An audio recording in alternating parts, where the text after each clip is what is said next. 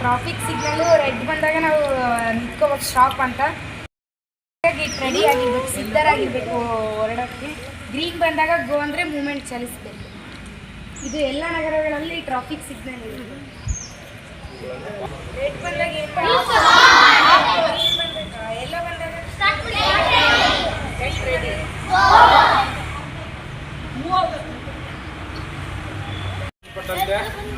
ನೀವೆಲ್ಲ ಮಕ್ಕಳು 4 ದಿಕ್ಕುಗಳಿಂದ ಇದೊಂದು ಸರ್ಕಲ್ ವೃತ್ತ ಅಂತ ಹೇಳಿ ನಾವು ಪರಿಭಾವಿಸಿದ್ರೆ, ಇಲ್ಲಿ ಈ ಸಿಗ್ನಲ್ಗೆ ತಕ್ಕಂತೆ ನೀವು ಯಾವ ರೀತಿಯಾಗಿ ರಸ್ತೆ ಸುರಕ್ಷತಾ ಸಿಗ್ನಲ್ಗಳನ್ನು ಪಾಲಿಸ್ತೀರಿ, ಸಂಕೇತಗಳನ್ನು ಪಾಲಿಸ್ತೀರಿ, ಟ್ರಾಫಿಕ್ ಸಂಕೇತಗಳನ್ನು ಅಂತಕ್ಕಂಥದ್ದು ಒಂದು ರಿಹರ್ಸಲ್ ನೋಡೋಣಲ್ವಾ?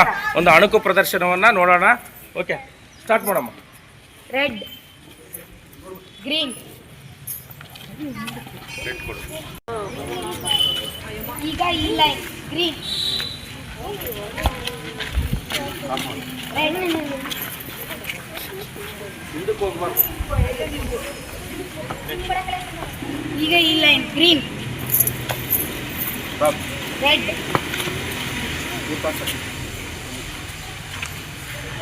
ಈಗ ಈ ಲೈನ್ ಗ್ರೀನ್, ರೆಡ್, ಈಗ ಈ ಲೈನ್ ಗ್ರೀನ್, ರೆಡ್,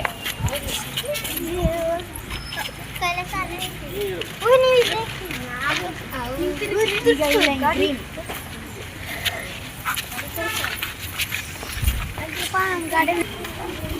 ತಿಳ್ಕೊಂಡ್ರಿ ಅಲ್ವಾ? ಅದ್ರ ಬಗ್ಗೆ ಒಂದು ಚಿಕ್ಕದಾಗಿರ್ತಕ್ಕಂಥ ಅಣುಕು ಪ್ರದರ್ಶನವನ್ನು ನೋಡಿದ್ರಿ. ಈಗೆಲ್ಲ ನಿಮಗೆ ವಿನಯ್ ಟ್ರಾಫಿಕ್ ಸಿಗ್ನಲ್ಗಳ ಬಗ್ಗೆ ಪೂರ್ತಿ ಗೊತ್ತಾಗಿದೆ ಅಲ್ವಾ?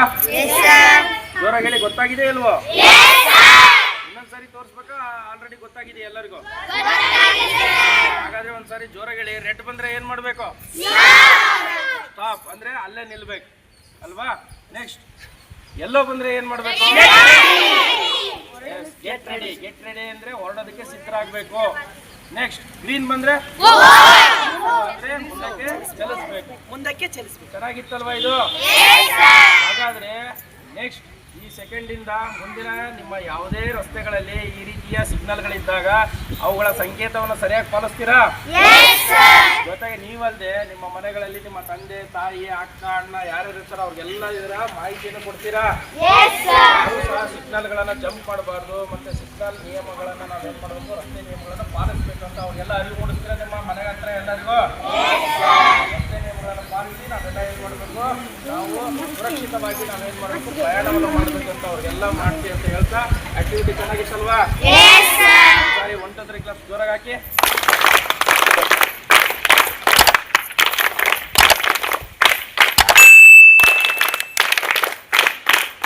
Okay, thank you.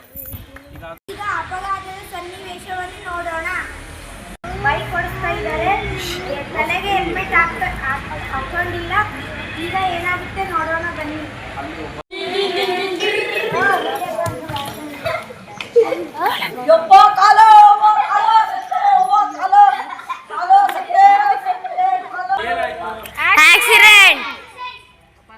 ಅಪಘಾತ ಆಯ್ತಲ್ವಾ?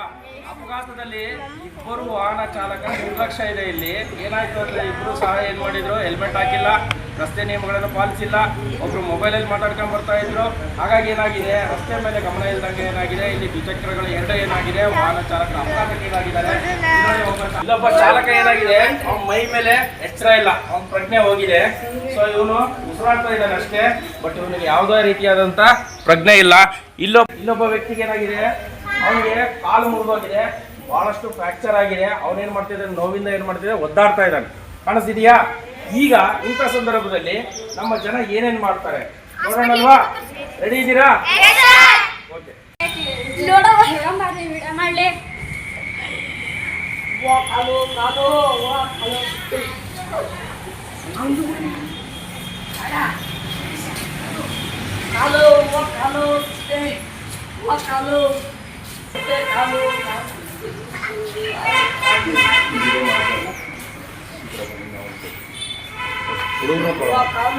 ಮಕ್ಕಳೇ ನೋಡ್ತಾ ಇದ್ದೀರಲ್ಲ, ಇಲ್ಲಿ ಅಪಘಾತ ಆಗಿ ಅವನು ನೋವಿನಿಂದ ಒದ್ದಾಡ್ತಾ ಇದ್ದಾನೆ, ಇನ್ನೊಬ್ಬ ಪ್ರಜ್ಞೆಯಿಂದ ಇದು ಮಲಗಿದ್ದಾನೆ.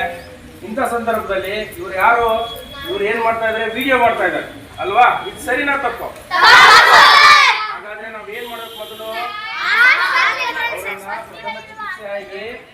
ಸ್ಥಳದಲ್ಲಿ ಅವ್ರನ್ನ ಸಾಧ್ಯವಾದಷ್ಟು ಉಪಚರಿಸಬೇಕು. ಉಪಚರಿಸ್ಬಿಟ್ಟು ತಕ್ಷಣ ಎಲ್ಲಿಗೆ ಕರ್ಕೊಂಡು ಹೋಗ್ಬೇಕು? ಅವ್ರನ್ನ ಆಸ್ಪತ್ರೆಗೆ ಕರ್ಕೊಂಡು ಹೋಗ್ಬೇಕು. ಕರೆಕ್ಟಾ? ಹಾಗಾದ್ರೆ ಎಲ್ಲೇ ಅಪಘಾತಗಳಾದಾಗ ವಿಡಿಯೋ ಮಾಡಿಕೊಂಡು ನಾವು ಕಾಲ ಹರಣವನ್ನ ಮಾಡಕೂಡ್ದು. ಹಾಗಾದ್ರೆ ನಾವು ಈ ರೀತಿ ಯಾವುದೇ ಅಪಘಾತಗಳಾದಂತಹ ಸಂದರ್ಭದಲ್ಲಿ ಮೊಬೈಲಲ್ಲಿ ದೃಶ್ಯ ಇದು ಚಿತ್ರೀಕರಣ ಮಾಡ್ಕೊಂಡು ನಿಲ್ಬೇಕು ಅಥವಾ ಅವರಿಗೆ ಮೊದಲು ಆಸ್ಪತ್ರೆ ಸೇರಿಸಬೇಕು? ಹಾಗಾದ್ರೆ ಈ ತರ ಮೊಬೈಲಲ್ಲಿ ಕಾಲ ಹರಣ ಮಾಡೋದು ಸರಿನೋ ತಪ್ಪು? ಹಾಗಾದ್ರೆ ನಿಮ್ಮ ಕಣ್ಣು ಮುಂದೆ ಅಥವಾ ಯಾವುದಾದ್ರೂ ನಿಮ್ಮ ಸುತ್ತಮುತ್ತ ಈ ತರ ಅಪಘಾತಗಳಾದಾಗ ನೀವು ಸಹ ಏನು ಮಾಡೋದು ತಕ್ಷಣ ಆಸ್ಪತ್ರೆಗೆ ಸೇರಿಸಿ ಅವ್ರಿಗೆ ಚಿಕಿತ್ಸೆ ಕೊಡ್ತಕ್ಕಂಥ ಪ್ರಯತ್ನ ಮಾಡಬೇಕು. ಜೊತೆಗೆ ಅಲ್ಲಿರ್ತಕ್ಕಂಥ ಜನರಿಗೂ ಸಹಿತ ಇದರ ಅರಿವನ್ನು ಮೂಡಿಸ್ಬೇಕು. ನಿಮ್ಮ ಮನೆ ಸುತ್ತಮುತ್ತ ನಿಮ್ಮ ಮನೇಲಿ ಇರ್ತಕ್ಕಂಥ ಎಲ್ಲ ಸದಸ್ಯರಿಗೆ ಇವತ್ತು ಹೇಳ್ತೀರಾ ನೀವು? ಅಪಘಾತ ಆದಂಥ ಸಂದರ್ಭದಲ್ಲಿ ಆಸ್ಪತ್ರೆ ಸೇರಿಸಿ ಅವರ ಜೀವವನ್ನು ಬದುಕಿಸ್ಬೇಕು ಅಂತ ಹೇಳ್ತೀರಾ? ಓಕೆ. ಇಲ್ಲಿವರೆಗೂ ನೀವು ಇವತ್ತಿನ ಸಂಭ್ರಮ ಶನಿವಾರದಲ್ಲಿ ರಸ್ತೆ ಸುರಕ್ಷತೆ ಸಪ್ತಾಹ, ಸಿಗ್ನಲ್ಗಳನ್ನು ಹೇಗೆ ಪಾಲಿಸಬೇಕು, ರಸ್ತೆ ಸುರಕ್ಷತೆ ಸಂದರ್ಭದಲ್ಲಿ ಅಪಘಾತಗಳಾದಂಥ ಸಂದರ್ಭದಲ್ಲಿ ನಾವು ಹೇಗೆ ವರ್ತನೆ ಮಾಡಬೇಕು ಅಂತಕ್ಕಂಥದ್ದು ತಿಳ್ಕೊಂಡ್ವಿ ಅಲ್ವಾ? ಓಕೆ. ಇದೆಲ್ಲ ಚೆನ್ನಾಗಿತ್ತಲ್ವಾ?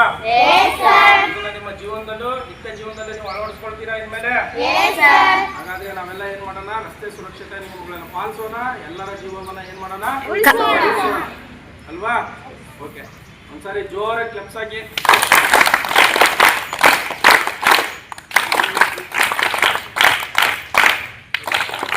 ನಿಯಮಗಳನ್ನ ಪಾಲಿಸೋಣ.